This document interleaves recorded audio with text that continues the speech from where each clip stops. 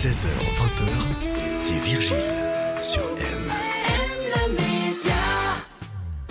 C'est un créatif, un autodidacte, animé d'un esprit libre et d'une grande curiosité.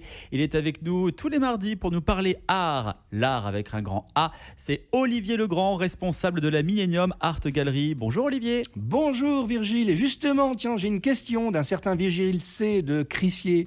Bien voilà donc, quelle est la femme la plus embrassée du monde ? Merci Virgile de nous poser cette question. Nous avons reconnu, vilain coquin.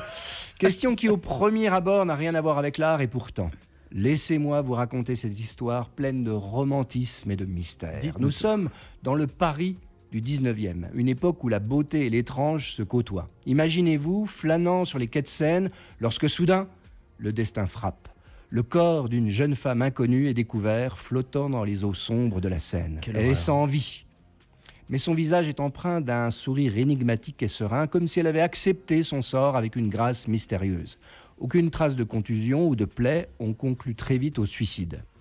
Cet inconnu, dont on ne saura jamais le nom, est amené à la morgue de l'île de la Cité. À l'époque, les noyés étaient exposés à la vue de tous afin que les familles puissent éventuellement reconnaître un disparu.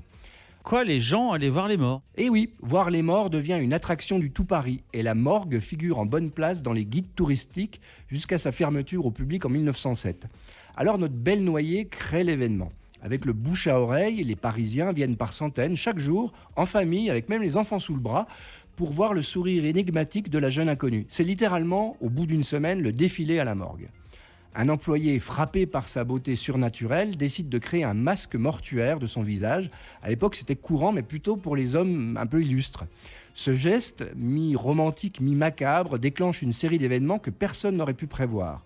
Le masque devient sensation. Il est reproduit et vendu par milliers dans toute la France et bientôt dans le monde entier. La noyée de la Seine devient un symbole de beauté tragique, un objet de fascination et d'inspiration pour des artistes et des écrivains. Dans les années 20, le masque mortuaire de la jeune femme est l'une des reproductions d'art les plus vendues en Europe et l'objet de plâtre trône ainsi fièrement dans les maisons bourgeoises comme dans les appartements de la jeunesse bohème. Mais ça alors, et en plus c'est pas fini apparemment. Non, parce que l'histoire prend un tournant inattendu. Dans les années 60, un fabricant de jouets de PVC, un norvégien, il s'appelle Asmund Lardal, cherche un visage pour un nouveau mannequin de formation au secourisme. Il se souvient du masque de la noyée qui le fascinait quand il était enfant, alors qu'il vivait avec ses grands-parents. Alors il choisit le visage de notre inconnu, créant ainsi Ressusci Anne, c'est son nom, ça veut dire réanimer Anne en latin, j'imagine.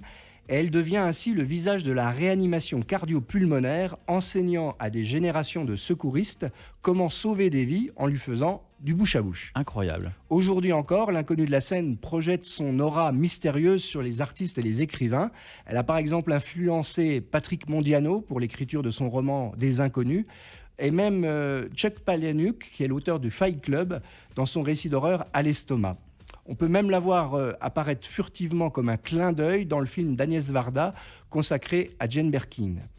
En 2002, l'inconnu de la scène a fait son entrée au musée d'Orsay et plus récemment, l'artiste Guillaume Constantin, qui se décrit comme un chasseur de fantômes, a fait de la jeune femme l'un de ses sujets privilégiés. C'est pas romantique tout ça ? On aimerait en savoir plus effectivement, en tout cas une belle histoire artistique. D'ailleurs, on retrouvera une autre histoire autour de la vie de Bowie. Oui, tout à fait, et ce sera tout aussi romantique, ce sera la semaine prochaine. Merci beaucoup Virgile. Olivier Legrand, responsable de la Millennium Art Gallery, que vous pouvez retrouver d'ailleurs au Millennium chaque jour de la semaine. On se retrouve la semaine prochaine pour d'autres histoires artistiques. Merci Virgile.